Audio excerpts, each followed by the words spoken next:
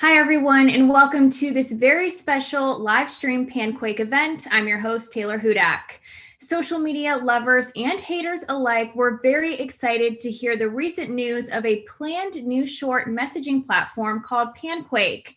Many of you were so excited that even prior to the full launch of this product, we had many people heading to the panquake.com community fundraising page and donating to this product to ensure that this platform gets launched without delay. So throughout this event this evening, you will hear from co-founder Suzy Dawson and Joe Booth, founder of the Yale Privacy Lab, Sean O'Brien, as well as ex-NSA Technical Director Bill Binney, for a tech deep dive into PanQuake, where viewers will learn more about the PanQuake business model, the architecture, including the blockchain, as well as security and sustainability, and licensing and privacy. But first off, I do want to kick this event off with co-founder Suzy Dawson. Hi, everyone. Thank you so much for joining us tonight. Hopefully by now you have all seen the full event stream from last week, which featured a number of our high-profile public supporters alongside myself talking about what PanQuake means to them. Also, and there was 45 minutes bonus content that has been released at the end of that stream where you got to meet members of our team and hear from them directly about what their experience has been being a part of this team and helping to develop this product. If you haven't yet seen it, you will find that stream is available on our Vimeo channel at vimeo.com/panquake, also at our YouTube channel, the PanQuake YouTube channel, and my own personal channel, Suzy 3D. Those streams will also shortly be available on our website, talkliberation.com. And of course, there is more information about our product and our campaign available on our website, panquake.com. So it is my privilege to talk to you tonight and give you more detail about this business and about this product. We have had many outreach emails from you across the course of this week. Our wonderful business support team has done a fantastic job of replying to those and interacting with you. And there have been a number of questions from you, which we have taken note of and which we hope to address in this stream tonight. Just as a disclaimer, I will be employing a lot of geek speak tonight. You will see Suzy, the technical manager, rather than just Suzy, the journalist or activist that you have come to know to date. We are hoping to satisfy the curiosity of the techies out there who really want to know about what is under the engine of PanQuake, but I'm also going to endeavor to give little synopsises of each part that are in approachable enough language that even a non-technical audience will be able to absorb and to understand. So wish me luck that I can do my best to speak both the geek speak to the techies and the non-geek speak to those of you who need more plain language used in order to understand what we're discussing tonight. We will be releasing a hybrid white paper with our first beta release of the product PanQuake. That white paper will be a combination of a marketing white paper and a technical white paper. You will notice that many blockchain products do have a technical white paper accompanying their initial release, and PanQuake is no different to that. Some of the architectural documentation I will take you through tonight will appear in that white paper. So first, I just wanted to assuage some concerns of some users around very reasonable and understandable concerns around security, privacy, and hosting. So recently we have seen major alt tech, as they've become known, social media platforms under attack by tech giants like Google, like Amazon Web Services. And repeatedly, I've seen the question over the course of the last week come to us, how will PanQuake be different? How will PanQuake not be taken down by those tech giants? And I'm not going to get too detailed with letting you know about our security and sustainability planning, but I can tell you that from day one of the development of this product, That has been our primary concern and consideration, both from an architectural standpoint and from a business sustainability standpoint. So I'm happy to confirm to you that our hosting solution rhymes with Iceland. We will not be hosting our service in the United States. We will not be subjecting ourselves to their jurisdiction. We will be operating in multiple international jurisdictions that respect privacy, that respect freedom of information, and respect and reinforce human rights of internet users around the world. So you can be sure that we will not be following the path of some of the other companies who unfortunately have been all but destroyed by those tech giants. And we are truly presenting an alternative solution to our user base, one that you can have confidence in will still be around into the future. So there'll be a big talk shortly after me from Sean O'Brien, who is our privacy guru and is a member of the executive committee of PanQuake. He is, of course, the founder of the privacy lab at Yale School of Law. And I'll leave it to him to get really in depth into how PanQuake protects your privacy.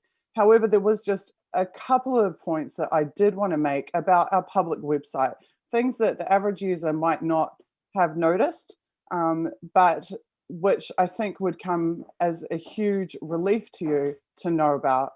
And that is this, and let me share my screen with you. I tweeted last week, there are some things you may not have noticed about panquake.com, but will be of interest to anyone concerned about user privacy and who's wondering whether we live up to our promises. We have deliberately stripped out all of the Google trackers on our website.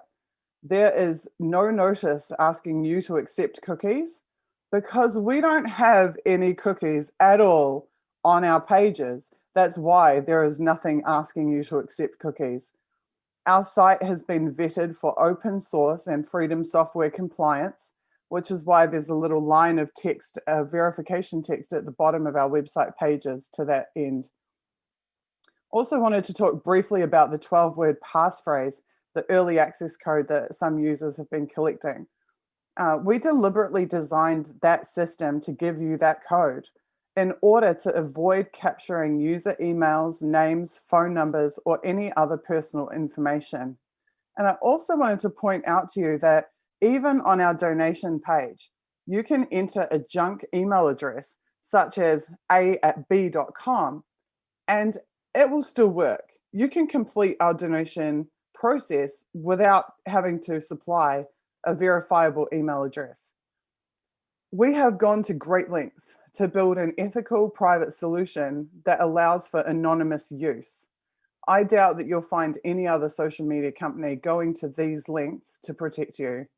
And I hope this information helps to inform your decision on whether or not to support us. So as I said, I'll leave Sean to talk about other key aspects around privacy. And I'm just going to move on now to talking to you about our release model for PanQuake. We intend to do stage releases. This is also known as iterative development and deployment. We have planned for 3 releases of the PanQuake application. There will be a closed beta release where we will invite a limited number of users who we have personally vetted to use our network and to test our network. We will then release a more enhanced functionality set in what we call a version 1.1. And then we will have our full public release, which we call our 2.0. So I'm going to take you through exactly the functionality sets that will be released with each of those versions. And then I'm going to do an architectural presentation to you, which will explain exactly why we've chosen to do stage releases and what the significance of each of those releases is in terms of deploying our network architecture. So as I just mentioned, there is the ability to use PanQuake as a completely anonymous user from the public 2.0 release. When you log on to PanQuake at the 2.0, you will automatically be an anonymous user by default. From the second that you hit our website, you will see an anonymous user profile, anonymous bio, and you will be able to browse content on our site. There will be very limited but free and anonymously accessed functionality set. You will be able to share content that you view onto your anonymous timeline. You will be able to follow users whose content you want to see. You will be able to reply to users and to interact with them. What you will not be able to do is to generate new content and add that onto our blockchain. And this is for the protection of the integrity of our network and our chain. In order to access that, the full functionality set, including all of the awesome new cool functionality and innovations that I described in our event last week, our PanQuakes, our LoveQuakes, our ThunderQuakes, our CupQuakes, you will need to register. Registration has been set at the lowest fee possible for us in order to remain feasible as a commercial product. And we have several other ways that you can obtain accounts without having to directly pay for them personally if your circumstances do not allow you to do so. And I will be discussing that commercialization model as well as our moderation model and our policy closer towards the end of this presentation. Right now, I'm going to get into these staged releases of PanQuake and exactly what will be delivered in each of those.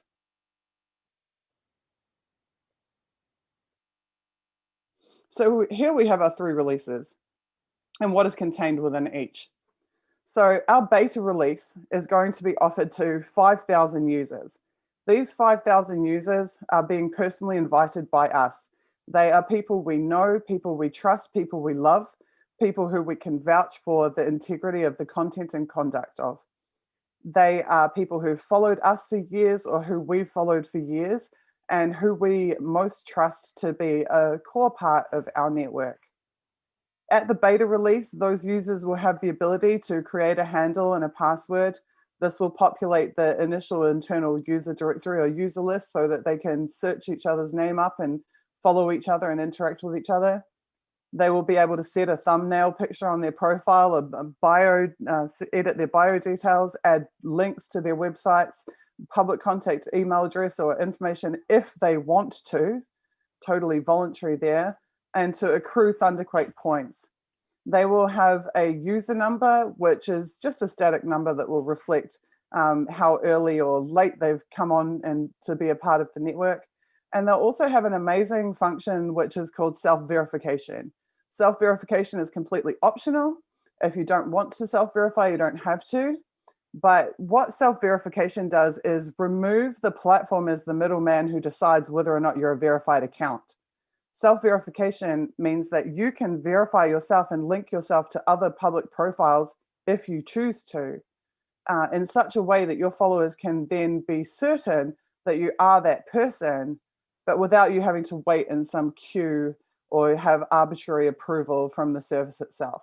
So for example, if I want to self-verify myself on PanQuake, I will go to my Suzy 3D Twitter account. I will simply post a message, or maybe my Facebook account, post a message saying, "Hi, I am on PanQuake. This is my handle at Suzy 3D.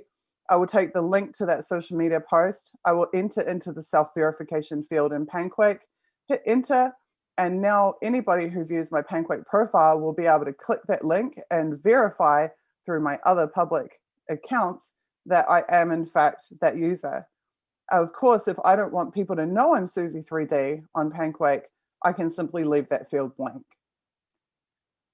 In the beta, you will have the ability to post time linear editable, yes, editable, content known as quakes. These quakes are short messages. You will be able to sort your timeline content by a series of content filters. For example, who you're following, or just your own content, or followers, or your own followers, etc., etc. You'll be able to sort by whether it's quakes or whether it's PanQuakes, which is the stacks of curated messages that we discussed last week.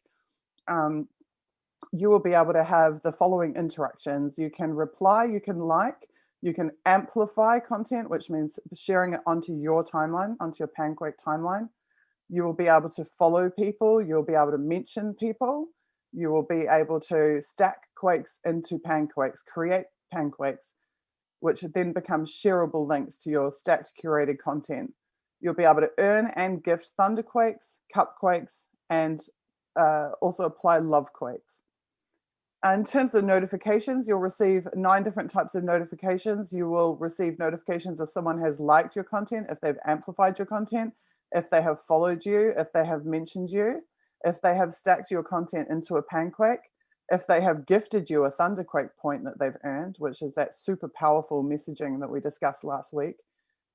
If they have Lovequaked you, which means that they'll be blanket amplifying all of the content that you post onto their timeline, whether or not they are online or offline when you post it. Or if they have Cupquaked you, which means promoted your account to their followers and asked their followers to follow you. You will be able to accrue a following count. You will be able to accrue a follower count. You will have a calculation of your total reach. Your total reach is not just your followers, but their followers as well. And we will have an activity stream. So I follow Caitlin Johnston would show up on the activity stream as one example. In terms of account functions, you'll be able to edit your account information. You'll be able to change your password. You'll be able to deactivate your account if you wish. You'll be able to access your account archives and download your account archives. But more importantly, and this is probably one of the most amazing functions, you will be able to upload your Twitter account archives to PanQuake and populate your timeline with your historic tweets. So I strongly suggest, if you don't already, that you periodically download your Twitter archive. That function is available in your account settings on Twitter because you will want to have that file handy when it comes time to migrate to PanQuake. You'll also be able to report or block other users if needs be. So that's the functionality that will be available to our beta users at our initial 1.0 release. And then we will be building towards the 1.1 release, which is an enhanced functionality set, which has more advanced options, particularly around searching, advanced searching, tracking keywords that you wish to follow, groups, that type of thing, tracking notifications more effectively. The most important factor from our perspective around the 1.1 release is that we will give users from our beta the ability to invite their friends who they trust to the PanQuake platform. So beta users will be able to generate a join link or a code and to refer their closest friends to our network to join it. So at that time, we'll be looking to go from 5,000 to an additional 20,000 users for a total of 25,000 users. Once we have hit our 25,000, we will close the 1.1 and we will move towards the public build, the public version 2.0 release. And that is when our network will become open to anybody to join. And that is when we will give OAuth options for logins and also 2FA via OTP. So basically the authentication will happen on the browser side of the user, which again means we're not collecting mobile information, we're not collecting phone numbers, we're not collecting private information at all from our users. And the 2FA is optional, it's not mandatory. So there will also be optional links to other social accounts if you want to integrate.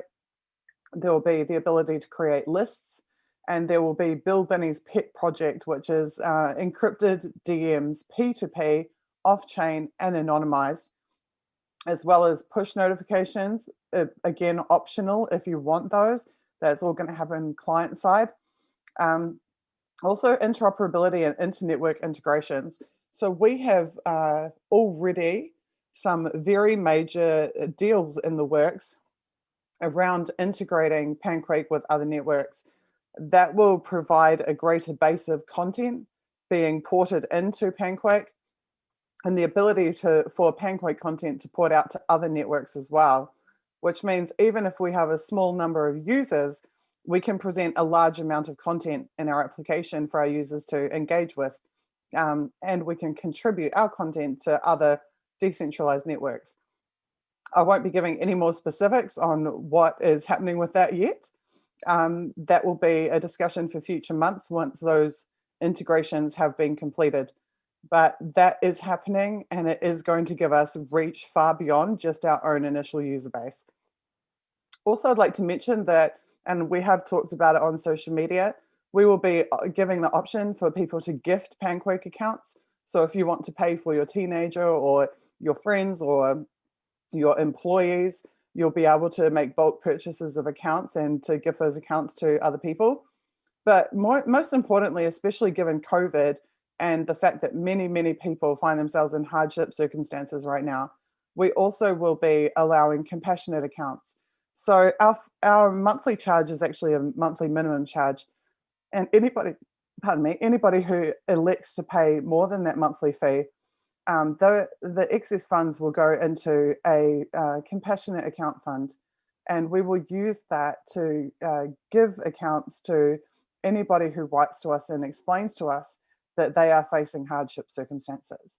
So if you have lost your job, if you are struggling for food, as many people are right now, if you cannot cover the basics, we don't want to stop you from using our platform. We still want you to be able to get the best possible use of it. And so we will make sure that you have access to this technology if you are not able to contribute financially. So moving along into our architectural presentation, a lot of people want to know about our blockchain implementation. So basically, in a nutshell, we are building our own blockchain. It is a federated blockchain. We're doing this for a number of reasons. First of all, we want to be able to have autonomy for our chain. We don't want to build onto an existing solution. We don't want to be dealing with their limitations, with their legacy issues, with their compliance, with their policy. We want to be able to develop our own across the board. Fundamentally, the difference between our blockchain and many other blockchains is that we are not monetizing this blockchain. Although I have spoken about the fact that we are offering cryptocurrency and monetization options down the line, that won't be on this chain. Our own chain is content only and largely text-based. So we will be packaging content and interactions into transactions lists, and then those will be saved to the block. And then, of course, all blocks combine into a general ledger file, and that general ledger file exists only on user devices and published publicly to the web, and then browsable by any user. So in layman's terms, basically, all of the content that you want to be public is getting saved into like a little vault, and a copy of what's in that vault is on everybody's devices at all times. And it's also available through a website that you can browse, and we call that a block explorer. So there is a block explorer interface for our blockchain. So a lot of people who don't really understand blockchain will say, but isn't this bad for privacy? Because actually we don't want everyone to be able to see our stuff. The easy answer to that is that with the existing solutions, everybody can see your stuff anyway. So whatever I tweet, whatever I put on my Twitter timeline is publicly accessible to anybody that wants to look at it, whether or not they follow me. Even if I've blocked them, they can just log out of the application and then go and look at my timeline anyway. So what we're saving to the block is not private information, it's not private data.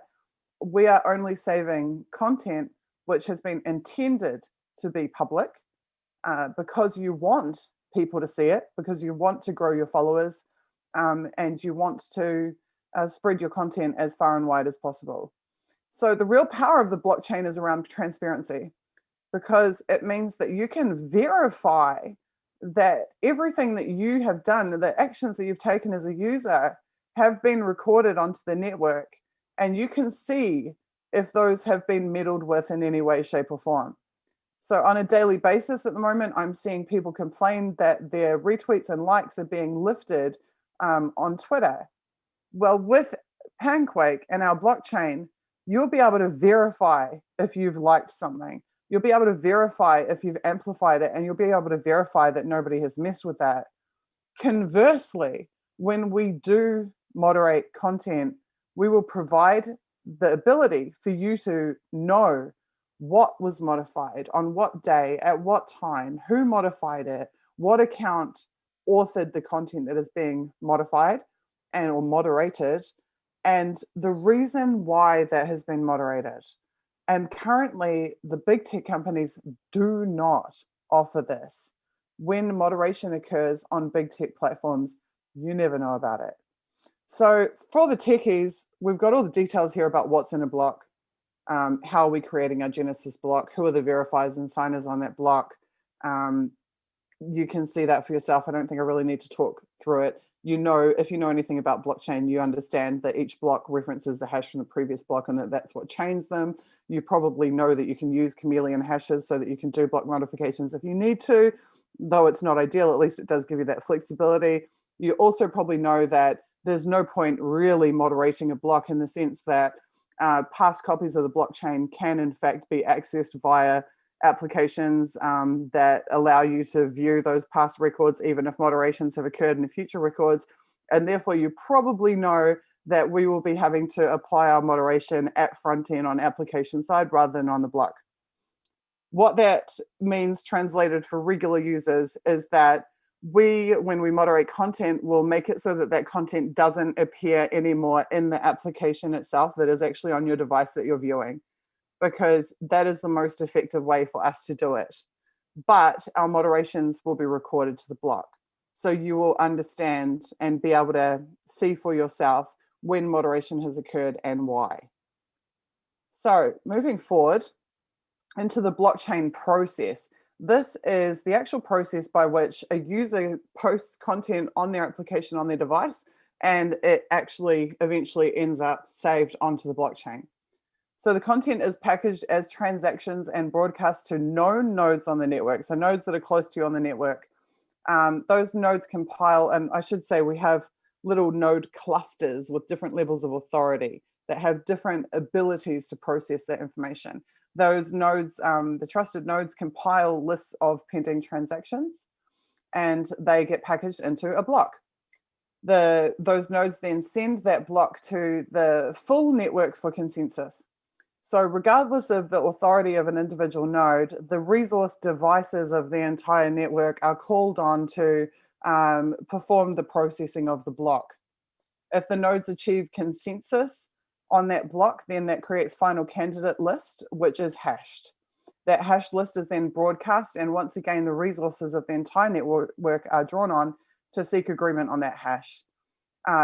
Once that quorum is achieved, then that is posted to the blockchain. And when it's posted to the blockchain, then we're pushing back to all user devices the most up-to-date copy of the general ledger, the agreed upon, verified copy of the general ledger. So to try and explain this to normal people, basically you on your individual device are submitting some content. You're sharing that content with other nodes on the network who are helping to process that content, and they follow these steps to package that content and to verify and agree upon the veracity of the content. This is a process that prevents malicious copies being introduced or malicious files being introduced and adopted by the network. And that's the multi-node consensus, the quorum process prevents that. And then that is being eventually, once the nodes have agreed on the hash for the content, then being posted onto the blockchain. So here we have this process in a graphical representation, basically. So you've got your users on the left-hand side who are pushing transactions, which is content. They're writing messages on their application on their device, hitting enter. It's being sent to the network.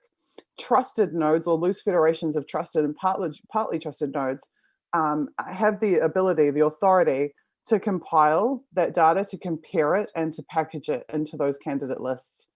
Then the network is achieving consensus on that, and then the agreed upon, now updated copy of the general ledger of the blockchain is being pushed back to all user devices so that they all have the most current record of the blockchain. To achieve this, I should explain, we've had a lot of questions actually about what algorithm we're using, what school are we using. So we're using a proof of authority model, and in particular, we're using a delegated Byzantine fault tolerance consensus algorithm. So that's the specific method by which we will be processing the data on our network. And that ties in, that proof of authority model ties in very closely to our network architecture, which is what our network will look like in order to perform all of this. And I'll skip to network architecture now. So you'll remember that I was just explaining that we're going to do 3 releases, that at the first release, we're going to have only 5,000 users who we know and who we trust, who we've vetted, who we have established relationships with. The reason for that is because those 5,000 users at the beta release are going to have a very high level of publishing authority on our network. They're known as bookkeeper nodes. And in this network architectural diagram, we call them fully trusted nodes. These are the nodes we have the most trust in. We know that they're not some dodgy FBI troll bot. We know that they're not some random person that might have malicious intent. We know that they're legitimate users who will publish legitimate content and who can be trusted on our network. There are certain other social media sites that have had similar proof of authority models that have had what they call witness nodes that have had more authority than other nodes. Those nodes numbered around 100. So a key point of difference in PanQuake is that we're not limiting ourselves to 100. We will have 5,000 fully trusted nodes. And obviously 5,000 is a lot more difficult to compromise a majority of than 100. So then in our 1.1 release, where I told you that our beta users are going to be able to invite the people they trust to our network, then those people become these light yellow nodes, these partly trusted nodes. And they have more authority than a regular user, but less authority than the fully trusted nodes. And that's where we get into these loose federations, these trusted node federations and loose federations of nodes talking to each other, and nodes with greater levels of trust or authority having greater abilities to perform certain tasks around realizing that blockchain process that I just talked you through on the last slide. So when we go to our 2.0, our public release, that's where you get these typical, what we call the typical users, which are these purple nodes. So this is any random person who decides to join at the full public release of PanQuake becomes a typical user. Now, when a typical user is submitting content to our network, they delegate their authority to trusted nodes and fully trusted and partly trusted nodes. But the device resources of the typical user are still contributing to the power of the network as a whole. So even if what I like to call Mr. FBI Trollbot signs up and wants to be a part of PanQuake, they are still strengthening our network just by their presence on the network, but they have no ability to submit or get verified malicious block records or malicious general ledger copies because they will never be able to achieve consensus. They don't have the levels of authority necessary to process that data and to push it to through the consensus algorithm process and into the final general ledger copy. So it's a protection mechanism. This is about protecting the integrity of the network, protecting the integrity of the records and the record keeping of the network. So obviously, mobile users have less available device resources than someone using a laptop or a desktop computer. That's where we have these, what we call partial nodes. They can still contribute to the network. You absolutely can still use your mobile device to access the network, and you'll still be a participant in it. We're just recognizing the fact that you have less device resources available, which is why there are partial nodes in this diagram. Partial nodes rely on others for processing, as it says on the top left. So integral to this is the concept of a master node. Now, the master node, people will assume, is us, PanQuake, the business. It's actually not. This is not us. As I promised you last week, there is no client server model. We do not sit in the middle of users and their content and the blockchain. We are not an intermediary. We allow the users themselves to be the network and to be the processing of the network. The Masternode is the node most recently connected with the highest level of trust and the highest level of available resources. And then we switch that out by force every 30 seconds. So it is going to constantly shift from user to user. Now, that again is a protection mechanism to ensure that no single trusted node can ever take control of the network. They are always going to get switched out to somebody else before they can do really any real damage. And there will never be enough of them that they can independently achieve consensus on a malicious copy. So yeah, again, it's just about preserving network integrity and data integrity. We're using our network protocol as UDP, obviously, because it's light and fast, especially in predominantly text-based content. And I think that's about it from the network architecture perspective. So now let me try and explain that in layman's terms. The best that I can do is to say that we are going to bring the people who we trust the most onto our network first, and then we're going to give them more authority on our network than people who we don't know very well. And then the people we trust are going to bring the people they trust, and they also are going to have more authority than just some stranger or random account that we have no ability to trust in any way. But the people who we don't know and don't trust in are still going to be able to contribute to the growth and the strengthening of this network, are still going to be able to use this network, but they're not going to be able to control or corrupt this network. That's my best explanation for you of what I've just explained. Okay, going back to our core architecture, ideally, what I think Joe Booth, our Chief Technical Officer and my co-founder of PanQuake, would call the best implementation of PanQuake is Node on a Mongo backend, MongoDB, with JSON, utilizing REST API on particularly mobile, and JSON. This is pretty straightforward. It's not really out there or strange. This is pretty common type technologies for the purpose for which we're using them. And I think we move on to our server architecture. So the most notable thing about our server architecture is that, as I said, we are not a client server model. We are not forcing content to come through our servers in order to be processed.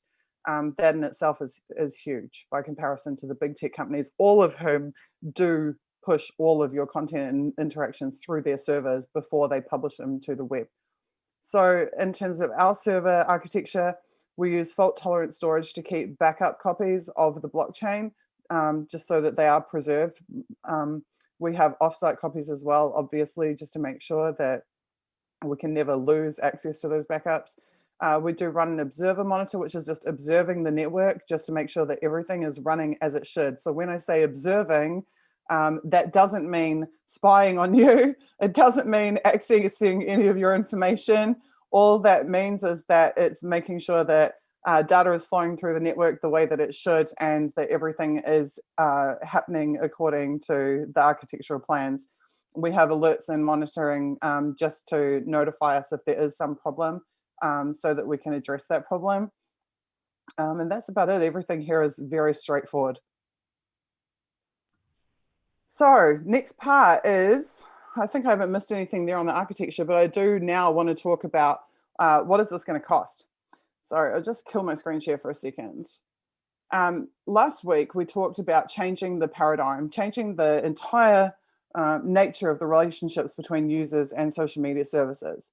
So we talked about the way that big tech are abusing the users currently, and how they defend that as being on a basis of, oh, well, our service is free, so therefore it's okay that we're spying on you and everything that you do, and therefore it's okay that we are keeping all of your personal data and then commercializing it and selling it to corporations and governments and security agencies because our service is free. And we discussed how actually that's not okay. And actually the user needs to become the customer. And we discussed how the user becoming the customer, instead of them being exploited as a product, puts the power back in the user's hands over their own data, over their own devices and their own browsing activity and their own personal choices. And how we can do that for actually a very small amount of money. And I mean, ultimately, if there are people who would rather be spied on and exploited and shadow banned and or arbitrarily suspended and or live in a manipulated filterverse where you never really know what's real because everything that's coming into you and everything that you're pushing out is being manipulated. If you prefer that status quo because it's free, then more power to you to stay on those networks. But personally, I can tell you, I don't prefer that. I prefer a solution where I can have trust and I can trust in the integrity of the platform, where I can know that I'm not being spied on, where I can know that when I send a message, people see it, where I can know that when I accrue followers, that they're still my followers next week or next month because there's nobody unfollowing them from me forcefully, as has been occurring with these big tech platforms. And where I know that I'm just not being exploited and I'm not being abused by a platform that imposes themselves as an intermediary between me and my friends, and that has the audacity to manipulate and impact my personal relationships. So for me, PanQuake is a really easy question from a commercialization standpoint. Would I pay a very small amount of money per month to free myself from tech tyranny? Yeah, absolutely, I would. And in terms of the feedback that we've received from all of you over the course of the last week, you would too. In fact, I think there's been like 2 people that I've seen question the idea of paying a small amount of money for an exceptional and innovative service that will protect them and that will not exploit them. And across the board, everybody else has just been like, sign me up, let's go, let's do this. When can I have it? I want it now. Please develop this as quickly as possible. So as far as I'm concerned, the feedback has been resounding. People want this. They agree with the commercialization model. I will just quickly step you through the exact prices that we're applying for each of the releases. And I think you'll agree, it's about as modest as it could possibly be for a major piece of technology like this. It's certainly less than almost every other web service that I am aware of on the internet.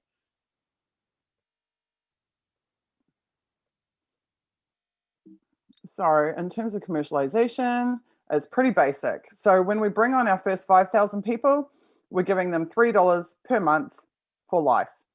When we bring on our 1.1 users, which are recruited onto our platform by our beta users, they are paying $4 per month, and that's it, flat fee.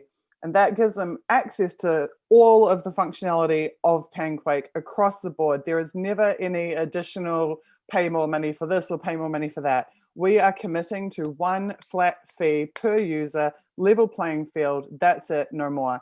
And at the commercial 2.0 release, you will be paying $5 per month per user, again, flat across the board. Now, be aware that Stripe does apply credit card surcharges of about 30 cents that we're aware of, and PayPal does also charge 5%. We will be giving crypto payment options, at least in Bitcoin, Ethereum, and USDT, but we will be pushing for Zcash and Monero and other more private crypto implementations as well.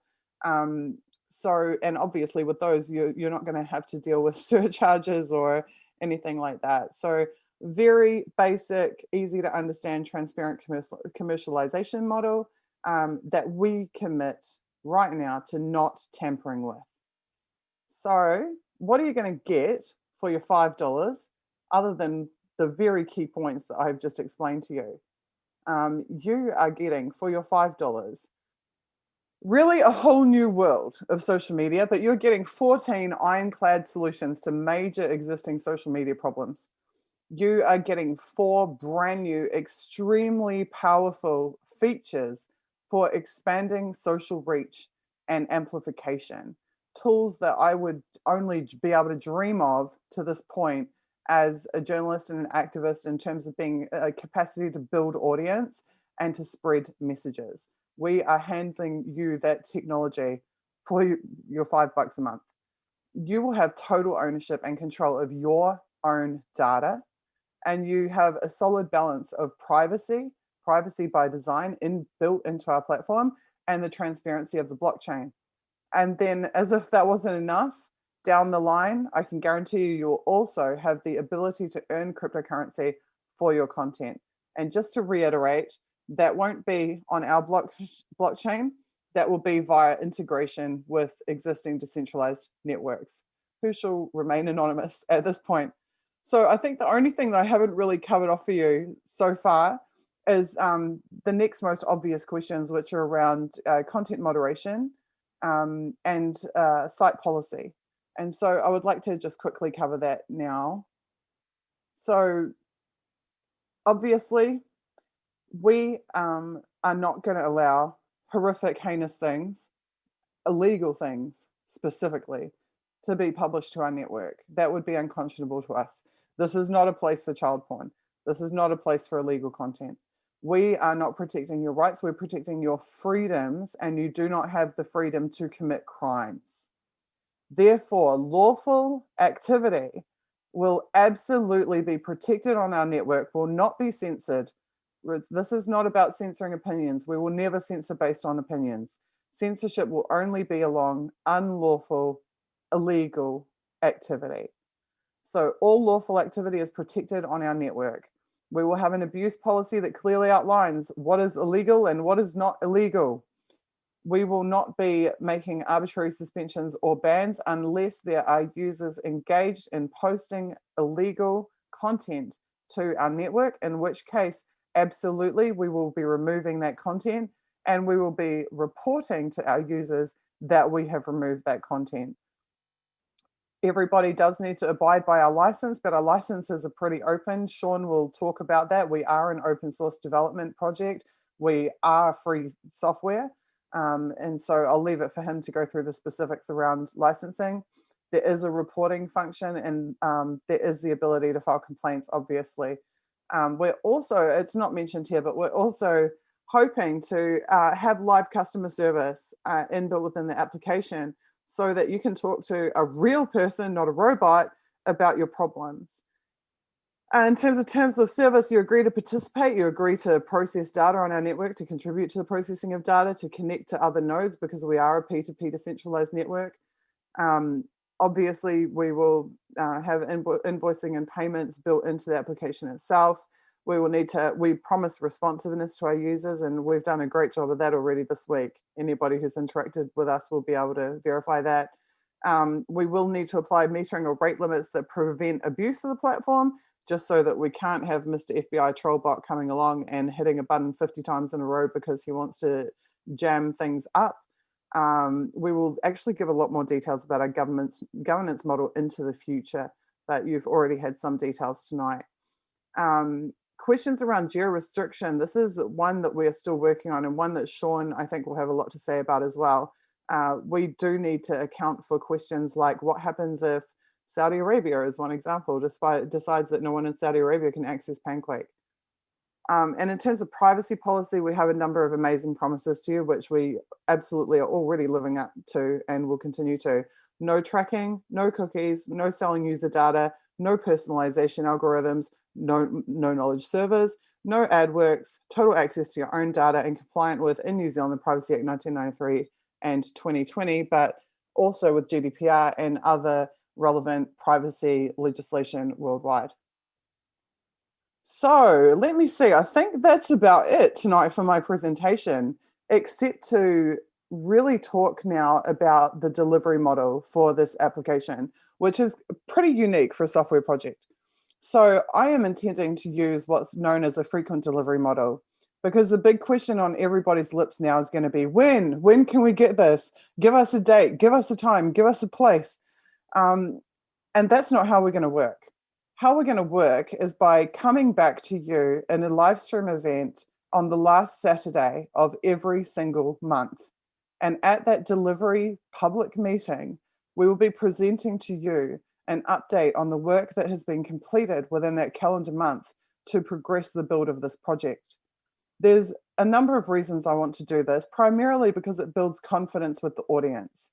It means that you can really engage with PanQuake. You can buy in, not just financially, but buy into the process of delivering PanQuake to the public, that you can measurably track the progress that is being made by our team, that you can keep up to date on new innovations that we're employing You can hear about partnership details. You can hear about the interoperability that I was talking about earlier, and our planned integrations. And so that we can faithfully report to you exactly what stage of the development we are at on a month-by-month basis.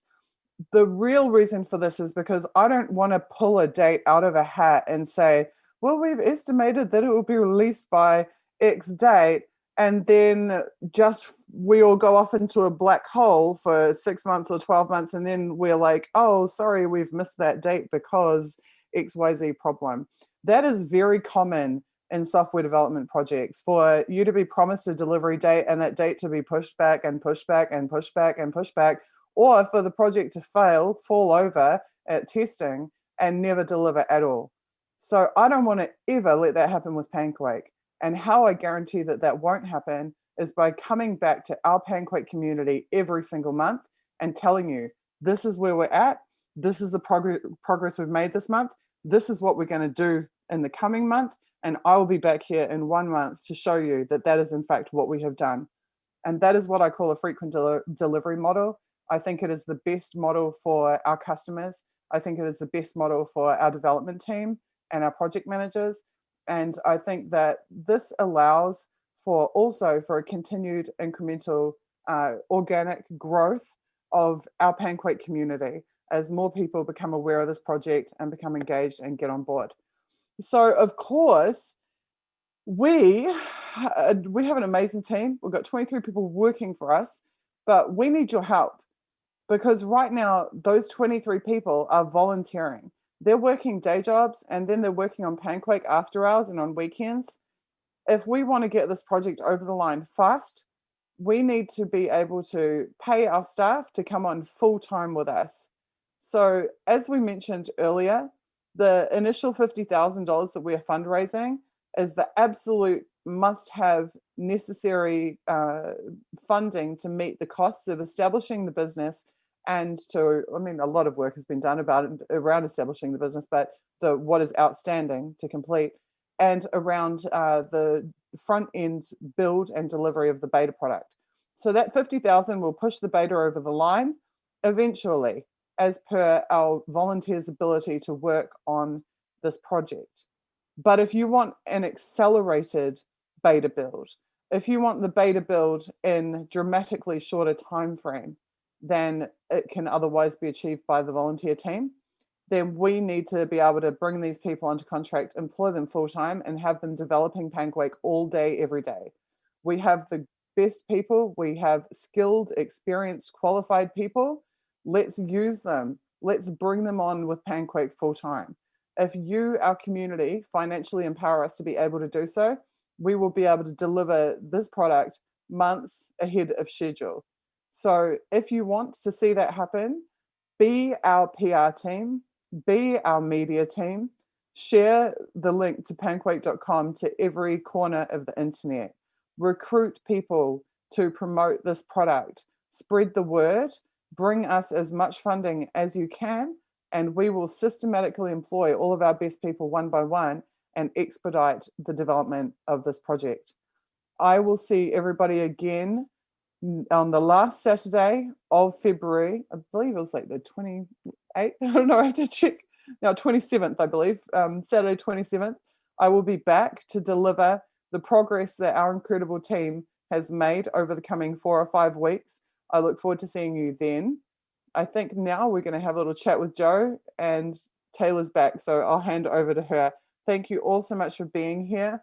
I hope I didn't bore you silly, and I hope I explained in an easy to understand way what is happening on the back end of the PanQuake build. All right, Suzy, thank you for that very detailed overview. As she said, please visit panquake.com, contribute to this product, and also get signed up so you can participate. Next up, I do want to introduce our next speaker of the evening, a leading privacy expert, and he is also the founder of the Yale Privacy Lab, Sean O'Brien. Sean is also a core member of the PanQuake team, and he will be speaking to you all about privacy, trust, ethical design, as well as free and open source software. Hi, I'm Sean O'Brien, and I'm an expert in privacy and cybersecurity. I lead Privacy Lab, which is an initiative of the Information Society Project at Yale Law School. I've lectured at Yale Law School on cybersecurity, and I've got about 2 decades of experience with free and open source software, which some people call open source, as well as general software development experience, system administration, cryptography, and so on. For PanQuake, I'm excited to be an advisor on the project in these areas: privacy, cybersecurity, trust. And today I want to really focus on that last aspect, trust. I think it's really central to the product, and it permeates from the lower sort of back-end layers that you've just heard about with blockchain and so on, all the way up through the front end to the user experience. So from the blockchain perspective, right, it's a bold move to launch a social network and have the kind of transparency and assurance that a blockchain can provide. Anybody will be able to view, for example, what the moderation practice, not just policy, practice that goes on is, because they can look at the blockchain. So all changes in the network, you'll see in an active way, annotated in the blockchain.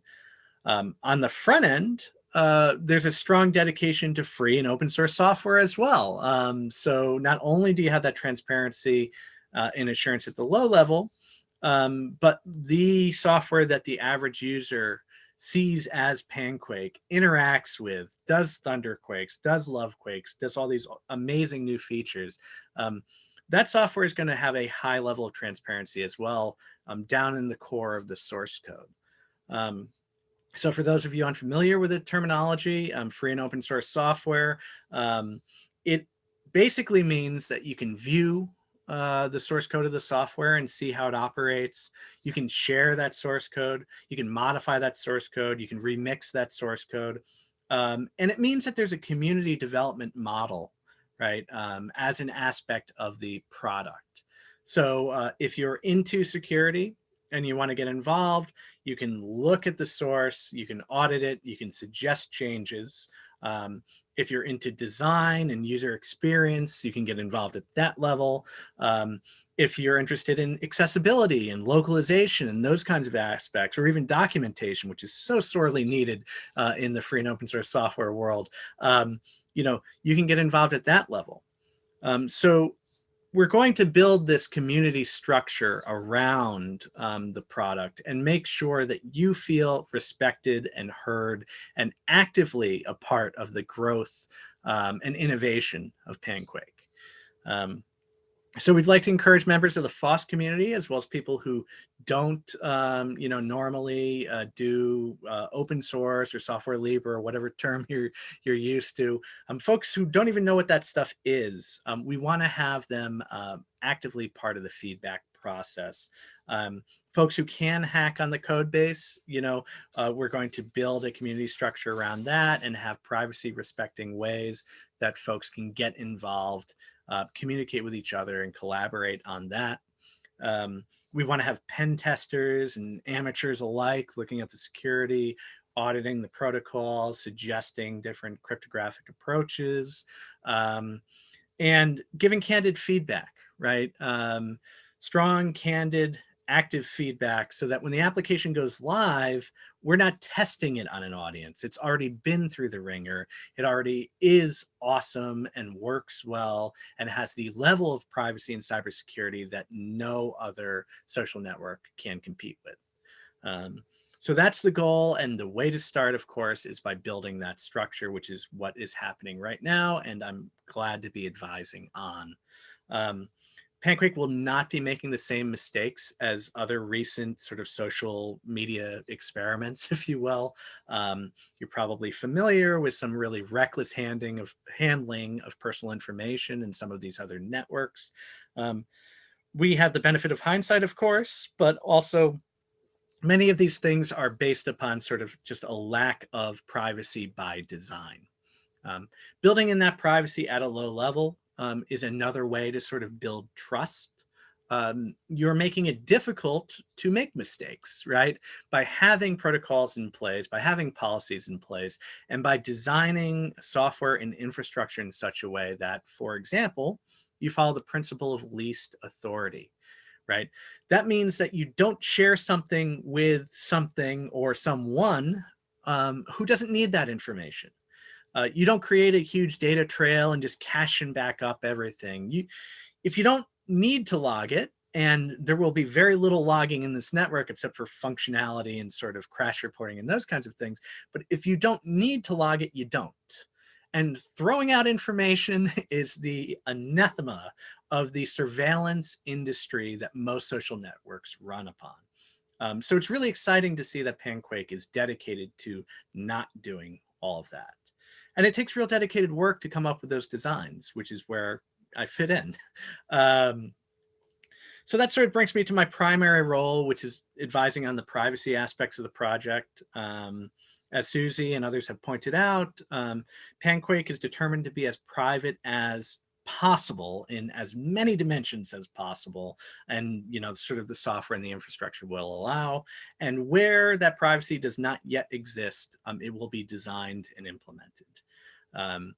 In many cases, the network will be accessible with real, true anonymity. We're looking at things like Tor, which many of you will be familiar with, and I2P as well, and perhaps some other implementations, to come up with ways that you can actually sign up for a PanQuake account. You can have that subscription, and the payment method and all of that stuff can be done in an anonymous way. That's going to require some sort of cryptocurrency implementation, some sort of cart, maybe with Bitcoin, maybe with some other coins as well. And that kind of structure to have early on, I think, is really important. We're not only proving that the implementation of the sort of development process, the start of the development, is trustworthy and that the team is trustworthy, but also that when the product does ship, when the product is available to many, many users, that there can be strong trust in every aspect of the stack. And just like in any other relationship that you might have with an individual or a team, or I don't know, a restaurant that you go to, right? Trust is built through action, through experience, through really observing how things are run.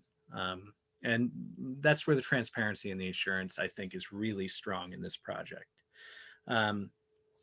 So, having privacy controls, having transparency on the back end, having that sort of assurance and even accountability about moderation so that secret manipulation isn't happening to you without you knowing what's going on. Well, it won't happen at all, but in those other networks, you get manipulated and you don't even know why, let alone just the manipulation being bad enough. But having that level of sort of innovative practice around privacy and transparency is something that sets PanQuake away from the pack. Another thing that makes it very different is some of the people who are involved and their ethical approach to technology and ethics in life, really. Bill Binney, who's an NSA whistleblower, who you may know, has talked about a lot of aspects about what the NSA has been doing and has done with their mass surveillance, dragnet surveillance programs. He's involved in PanQuake. He's got an expert cryptographic background. He's got some great ideas about how to do things like end-to-end encrypted messaging in sort of innovative ways, providing that assurance, providing information flows that can be trusted, both from the standpoint of the network operator, but also the downstream user. So that's really exciting stuff, and I can't wait to see what Bill comes up with and how it's implemented. But none of that, sort of really matters in any real sense unless you can use the software, understand what you're doing, enjoy it, and feel like you're interfacing with a community. Social media is supposed to be about community, which is why I think social community is probably a better term here for PanQuake. But part of that is accessibility. Accessibility is, too often an afterthought in these projects. And we're making sure that that is at the root of the design process in each development decision. And specifically when the user interface starts shaping up and there will be, betas and so on available, you'll see how that has been built into the design. Localization is also another aspect, right? Not having the Silicon Valley sort of cloistered, closed group of developers coming up with something for the rest of the world and kind of pushing that, forcing it on everyone. That's something that PanQuake, would never do. They would never try to force something down the throats of their users. And localization is going to be key. It's not just the English-speaking world. It's not just the United States or California or Redmond, Washington, right? That should have a say in what goes on with this product. And with an international team, a very talented international team that's moving very quickly, and with the support of donors who are doing a great job, getting this project off to a serious and really robust and fast start, which has been great. I think that localization commitment is going to be strong and something that you should look forward to if you're worried about that aspect. What's really going on here, right? Connecting people internationally is the goal of the internet, is it not? And PanQuake is sort of the realization of the dream of the earlier internet, the dream of that sort of freer internet before the lockdown that big tech created. And that's the dream of people like John Perry Barlow, who founded the Electronic Frontier Foundation. A lot of the early sort of interaction on the internet, which was freer and more open and so on. PanQuake can be that now, but with the benefit of hindsight, with the benefit of strong security, with the benefit of serious privacy by design built in, with the lessons of what happens when there's lockdown, faux communities or walled gardens, right? We can get around that. We can build better. We can create new things. And PanQuake, I think, is going to be a great example of that. To that end, PanQuake can't use, for example, JavaScript code that's just running off of some server that big tech controls. You can't use a content development network or CDN for, chunks of code that are running, or for caching. You can't use Amazon AWS or any of these sorts of things. And that's a challenge. It's something that I think the product will be able to get a huge leg up on because of its decentralized blockchain design, which is very smart and robust. But it also is going to take some serious thought to make sure that the code that's running in your browser when you load PanQuake is vetted, known, and available to be read by humans, right? So that it can be audited. And that's something you don't see pretty much anywhere. I'm sort of alluding to a problem which free software, open source software folks may know as the JavaScript trap. That's something that sort of came in the middle part of the 2000s, where our browsers started executing tons and tons of this code called JavaScript without any real transparency, without any serious consent mechanisms, often with no way to read it or understand it as a human because it's been minimized and sort of compressed and hard to read. And you'll see, even just from the websites that have been put together so far, JavaScript web labels are on these sites. If you're using the Libra.js extension, right, it will tell you what JavaScript is being loaded. It's all being loaded locally. So you're only connected to panquake.com when you're connected to panquake.com, right? And those sort of things are already showing the dividends of this kind of approach. We want you to feel that confidence. We want you to understand that it's not just planning, it's actual implementation and deployment. And we're starting to see that already. So, I hope you support the project. I can't wait to see what happens, and I hope you can't wait either. We'd love to have you involved. We want you to know that there's going to be serious privacy, security, transparency, freedom, and more importantly, perhaps most importantly than anything, especially with everything going on with places like Twitter and Facebook and so on, we want you to feel that you're being respected. That aspect of respect is something that's so lost, and that PanQuake will do something to restore to the world of social media. So thanks, and stay safe out there. And that was Sean O'Brien. He is the founder of the Yale Privacy Lab, as well as a core member of the PanQuake team. If you like what you are hearing this evening, please visit panquake.com, donate, and also get signed up. Now, next up, we are joined by ex-NSA Technical Director Bill Binney. He is also a member of the PanQuake Executive Committee and the development team. Bill, thanks for joining us. It's a pleasure to be with you and in this effort to put a new open product on the street that doesn't do the kinds of things that the existing establishment of monopolies in terms of social media do, like banning people from whose opinions they don't like simply because they don't like it.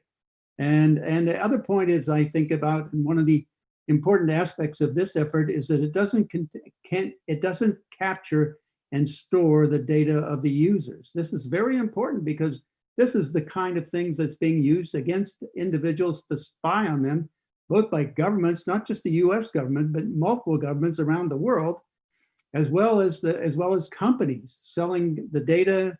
You are the ones that effectively put the data in their hands and make it possible for them to sell it. So you're basically slave labor to those monopolies of social media. That's why this is a pleasure for me to be here, because now this helps break this cabal up, and it also helps give privacy to people in the world and the ability to voice their opinions anywhere without being shadow blocked or otherwise kept from hearing other opinions or speaking their own. So for me, this is the most important aspect that I've seen about this program that's totally different from what exists, and certainly starts to get to the human rights that we have here in the United States in our Constitution. Others have it in their constitutions around the world. And that's the right to privacy and the right to know what the government's doing and not have the government know what you're doing. That's fundamentally what's over here in the US Constitution. We, the people, are supposed to be aware of what the government's doing on our behalf. And right now, the entire government we've had for any number of decades has been nothing but secret. They've created false wars. They've done all kinds of things that if people knew about before they did it, they could have turned it around and stopped it. And so because we haven't had that kind of media, and I mean, mainstream media is a part of this cabal with government, as well as Wall Street and the banking institutions and the tech people. They're all basically those at the top of the feeding chain, feeding on the work and efforts of everybody down below. And that means everybody in the world, because we're all working for these telecommunications social media companies for nothing. You're never getting paid for it, and yet you're doing all the work, giving them all the data, and they're selling it and manipulating it, using it to market things to you and use it to spy on you and things of that nature. So this is the kind of effort that should break this entire cabal worldwide. And that's really why I'm a part of it, because this is the kind of thing that I've been hoping would start in Europe after the business of the European Union finding out that the telecommunications companies that were there in their country were feeding their data to NSA. And so, to me, that's something in the GDPR. I helped at least I had an input to that. And I'd hope that would, in essence, start lawsuits against these companies to either put them out of business in Europe or to get them to start doing the right things. And so far, it's very clear they're not doing the right things. So to me, this is the best effort available that I see in the world to start doing the things that are right and give people privacy and the right to express their opinions, as long as they're not legally conflicting with legal laws around the world, then that they have the right to say that. And that's why I'm here. The idea is to have some kind of an encryption system that is like multi-dimensional, so that you won't even the people working on PanQuake wouldn't necessarily be able to know who's involved. It could happen without them really knowing. And actually, this was the design I had for the agency I was working with before, so that no one even in the agency could know who was involved in the transactions they were looking at. And they couldn't get to it until they had justification for a warrant. So, and even then it would have to come back for a request to do a decrypt. And so the whole idea was to be able to do that without anybody really knowing. No FBI could not abuse the data, no one could abuse the data. And that would go then for the PanQuake team too. They could not abuse the data. And that's the whole idea of the design, is to make it impossible for anybody anywhere to be able to do that. And that's the intent. The development team that we're working with to try to put together the system are, as far as I can tell, they're very technically competent and also quite open-minded and flexible to do iterative type development, which is the best way to develop a system of this nature, because you're not necessarily dependent and don't want to be dependent on any of the legacy approaches that have been in existence up to date. You need to be able to be flexible enough to build the best possible technical approach, and I have absolute confidence in the team that's involved in PanQuake to be able to do that. And so that's why I'm also participating, because we have such a good team together. If you wish to support us, anybody wants to support us, please go to panquake.com and donate as much as possible. Because if you do, the more money we get, the more effort we can put into it, the more we can bring people we can bring on to accelerate the development and deployment of this system. And so the faster we get it out there, the faster people can use it, the more people can use it. And so more money we get, the better, of course. So whatever you can help us with to help move this project forward, we greatly appreciate it. If you like what you are hearing this evening, please visit panquake.com, donate, and also get signed up. Next, I do want to introduce to you, or reintroduce to you, our two co-founders of this product, Suzy Dawson and Joe Booth. Hi, everyone. Hey, welcome along.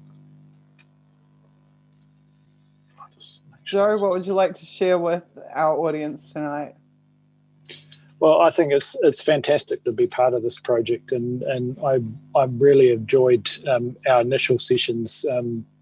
Several months back, pulling together this architecture and designing this product. It started with a thought about how could we build a decentralized social network? How could we build something that achieved all these goals?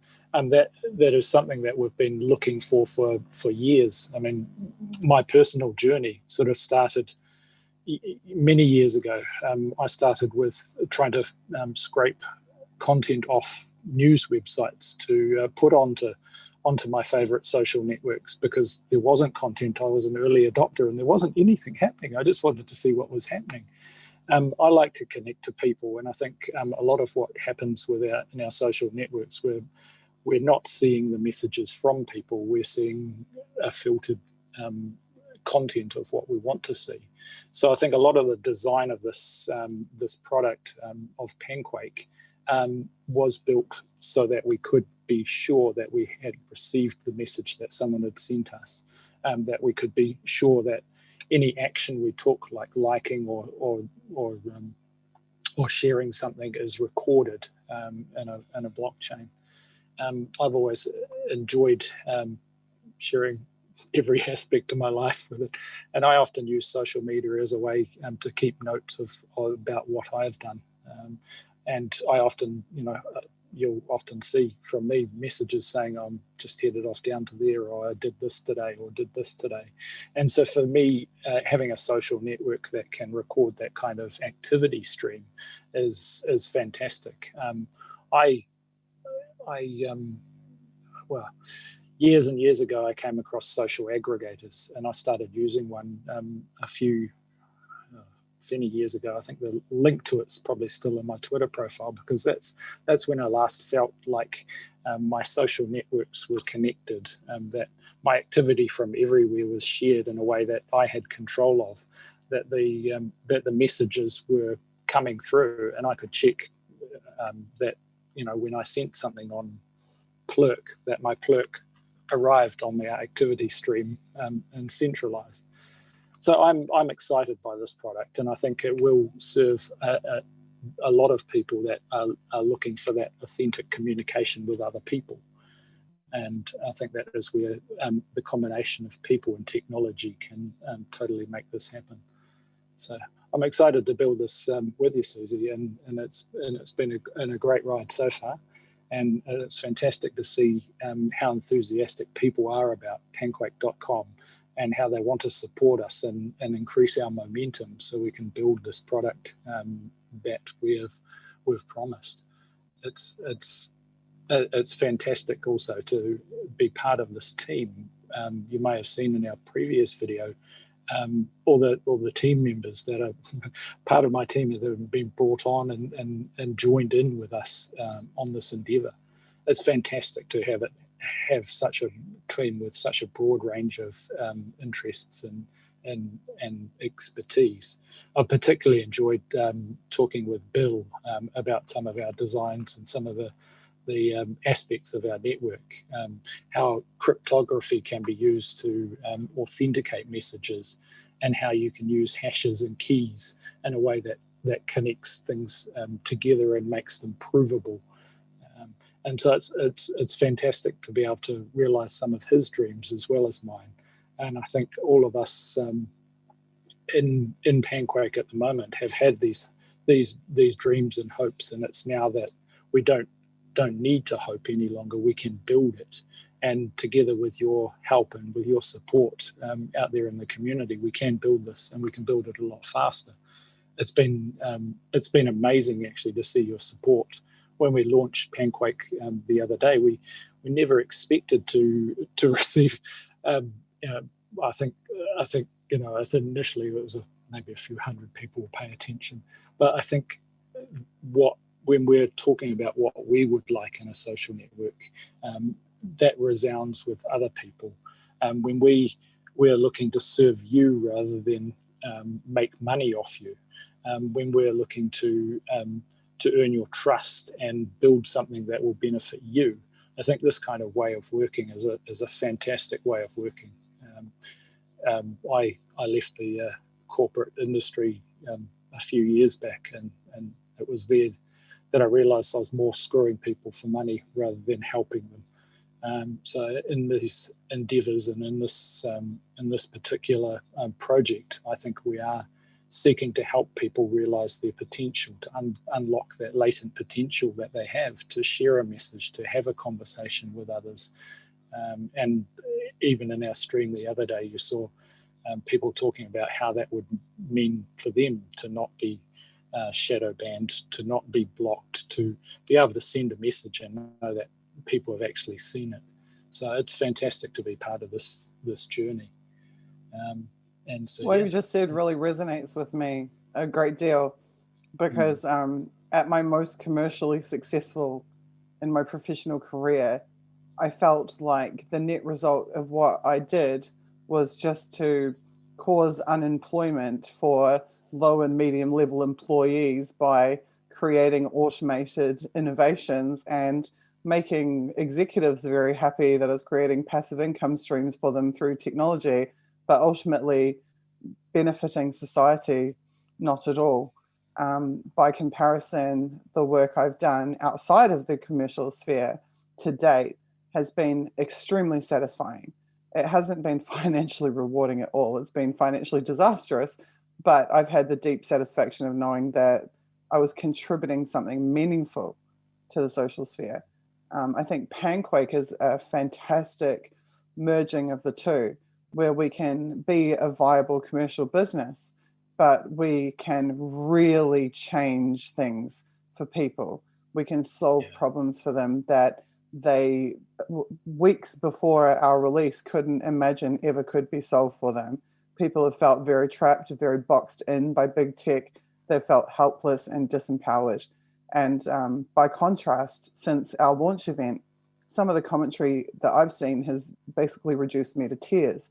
Somebody said on our donation page comment section that they said, I woke up today and I felt hope.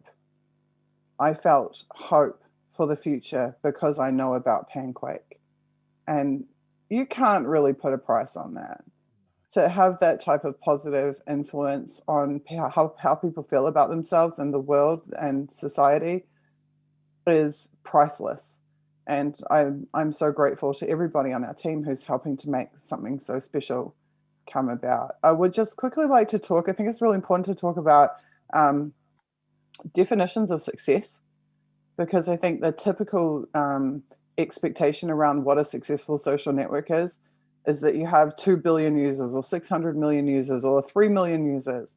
And I haven't thought about PanQuake in that way at all, because to me, just even our 5,000 beta users, just if we take it down to the micro, if we can take 5,000 people and give them the assurance and the confidence that they can communicate free of manipulation, free of censorship, that they can have that filterverse broken, to me, that's a success.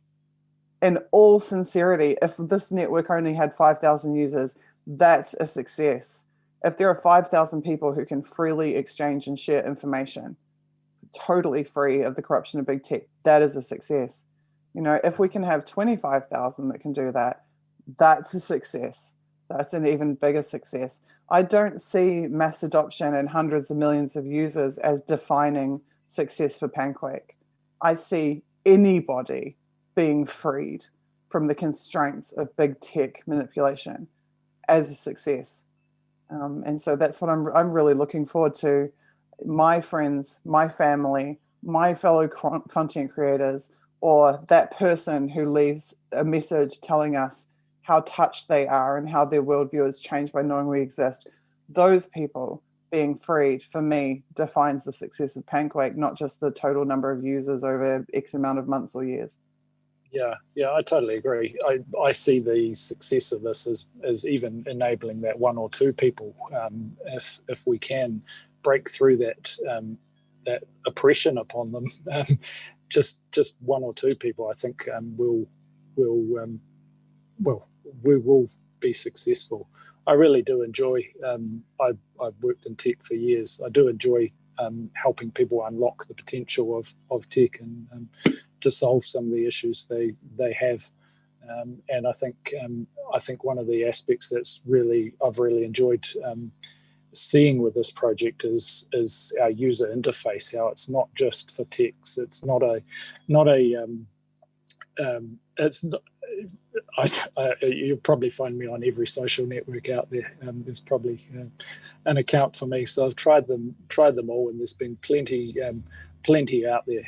And certainly, I think PanQuake brings the usability and the user experience back to a social network. You've talked previously about how we're saving people clicks, and it's not just for content creators, but it's for everyone. When your page doesn't have to load 3 times, so that it can go out to the separate ad services and to share your details with the other providers, to make sure that Twitter gets their copy of the link you're sending to someone else to store in their servers and provide analytics on who you've sent it to and where it's gone. I think that's some of our core principles around and not tracking you. And I think that's how we've designed this initial interaction with PanQuake.com. We're asking you for donations to help us accelerate our build. We're also giving you a way that you can get into our service by issuing you with a 12-word passphrase. And a lot of the design of that passphrase was around the fact that we don't want to have to record your name or your number or anything. And in fact, we have chosen to decouple that process from the donation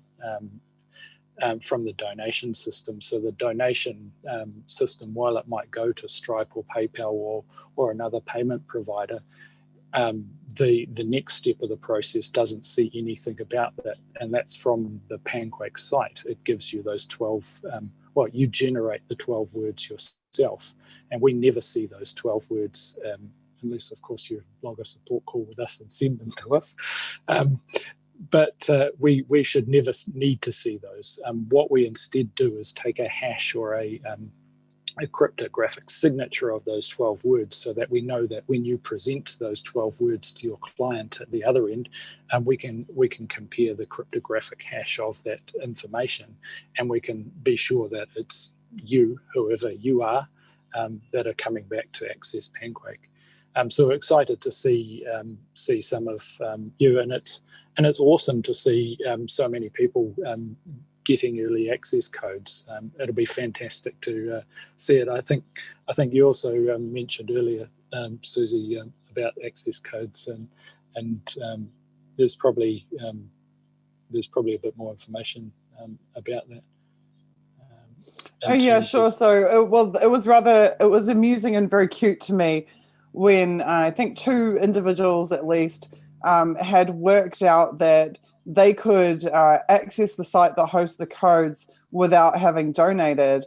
And they thought to themselves, ooh, I've exploited panquake.com. I'm so clever. I've worked out a way to get the access code. No, actually, it was not an exploit at all. What happened is that we prioritized, okay, in our different use cases, what about if somebody donates and they shut the page too quickly, or they don't realize to go and get the second step? How can we keep this open enough and accessible to them that they still can generate the code? And as you say, we don't want to track the donations against the codes. We don't want to tie the donor to the recipient of the code. So we deliberately kept that process of generating the code open. Another reason that we did that is because why would we want to stop people getting early access codes? Early access codes mean there'll be an additional user on our platform. And because the donation is not a service fee, you're not donating so that you can pay your service fee and become a registered user of PanQuake. You're donating to support the build and accelerate the development of the product. You're receiving the early access code just because you've made an expression of interest that you want to be on PanQuake one day in the future. And at that 2.0, you will be prioritized in terms of coming onto the system. But we deliberately kept that process open because we were more concerned about people not being able to get early access code than we were about preventing them from getting an early access code. So it just comes back to the general ethos of wanting to serve the user, not ever taking a pathway that ingests personal or user information in order to be for our own commercial convenience. We're really very careful to keep that separated, and I'm proud of us for doing that. Yeah, it's fantastic to be able to employ some of these principles. Often they get overlooked in projects and the rush to commercialize a product or to pull something together. And it's great to have Sean and others on our team that can highlight these principles along the way. It's something that I have an extreme pleasure to be able to build these kind of systems that respect people's privacy and don't take you for granted. So yeah, it's fantastic. Absolutely. Yeah, I've seen Sean calling us on our innovations, saying, you must think about this, you must think about that, here's some information about this, here's some information about that, and really holding, which is what I asked him to do from the outset. I said from the outset, you know what our aspirations are. Aspirations are to serve the user in all ways and to never, ever keep or attempt to benefit from any of their information. Please hold us to account on that, Sean. And he has constantly bettered our development practices and made sure that we are designing this in not just to the standards of ethical design, but actually in the most possible ethical way possible, even if that requires creating new innovations or solutions in order to make this more private. And personally, it wouldn't come as a shock to many people to know that I love Edward Snowden very much. And I want to develop a product that Edward Snowden is comfortable using and that protects him and provides him with what he needs out of a technical solution. But I also love my mother very much. And my mother is not very technically adept at all. Sorry, Mum. And I want to develop a product that my mother can use. I want to develop a product that my kids can use, that anyone, regardless of technical ability, can hit our website and within 1 to 2 minutes have worked out for themselves intuitively how to use our service. And so that's the path that we're walking here. We're walking a path where we have credible, private, ethical design that will serve the most extreme use case, such as a Snowden, such as an Assange, but that also will be accessible and will serve the needs and interests of your average non-technical user as well. And I really feel like we are achieving this, and I'm very proud of it. And you're right in pointing out that the architectural diagrams I showed tonight, we didn't toss them together this week. They are actually 4 or 5 months old, those documents.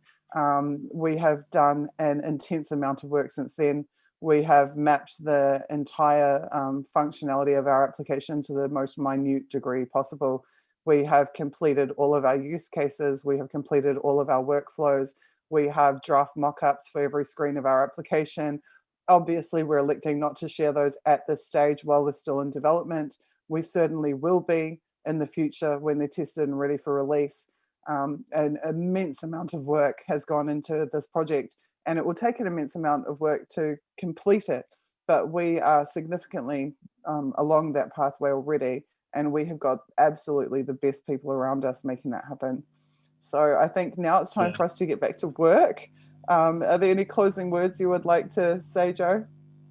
No, well, certainly I'm usually a man of few words unless you get me talking about tech. So I'm happily, I'm happy. So we'll continue on. Cool. And I love to see all your donations and kind comments coming through. It's fantastic. Well, that really is the core message tonight. You want PanQuake. We know you do. You've told us you do. You want it faster. Get out there and advocate for us. Get out there and spread the word. Get out there and recruit people on. Get them into, get them contributing donations. And we'll do our part in converting our volunteer task force into a paid task force, into a paid workforce that will bring PanQuake to you faster. Thank you all so much for being here and for your love and your care and your attention. All right, thank you guys so much. And after viewing this stream, you know that we've got the team, we've got the technical know-how, and now we just need the resources. And that's where we are depending on you to please visit panquake.com, donate, get signed up, and also donate with spreading the word by sharing panquake.com on social media and filling in your friends and family on this new groundbreaking social media. I want to thank everyone who participated tonight, including Suzy Dawson, Joe Booth, Sean O'Brien, and Bill Binney. I'm your host, Taylor Hudak, and I'll see you all next time.